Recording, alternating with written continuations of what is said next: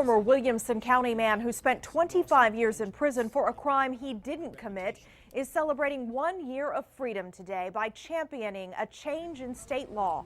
Michael Morton was convicted of his wife's 1987 murder and sentenced to life. But after new DNA evidence set him free, his new mission is to make sure what happened to him does not happen to anyone else. Were released subject to the terms and conditions of the bond. Who could forget this day 1 year ago and Michael Morton's first words as a free man in more than 2 decades? Colors seem real bright to me now. The women are real good looking. Thank God this wasn't a capital case, that I only had life, because it gave the saints here at the Innocence Project time to do this. His first free hug with his mother and his first moments in the free sun. It was wonderfully shocking,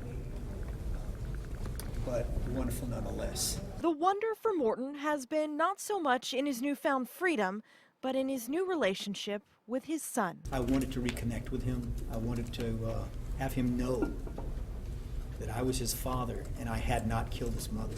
Reconnect they have, and so much more. 2 months after Michael was freed, he became a grandfather for the first time to little Christine Marie, named for the grandmother she will never know.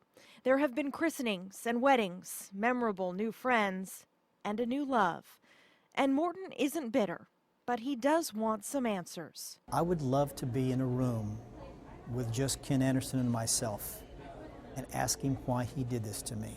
Morton and his attorneys believe then Williamson County prosecutor Ken Anderson did not disclose key evidence that could have set Morton free. The thing that gets me out of bed is, honest to God, I don't want what happened to me to happen to you or anybody. Speaking to a crowded room at the Capitol Thursday, Morton laid out his new crusade and appealed to anyone who will listen to tell their lawmaker about Michael Morton. If we could just make prosecutors who cross the line, who break the law, liable to lose their law license, then we can prevent this, because no thinking prosecutor is going to risk his law license just to get some bogus conviction. The nearly 25 years he spent in prison are a memory now, and his new mission is clear. My goal is not fame and fortune. The motivation is to make sure that what happened to me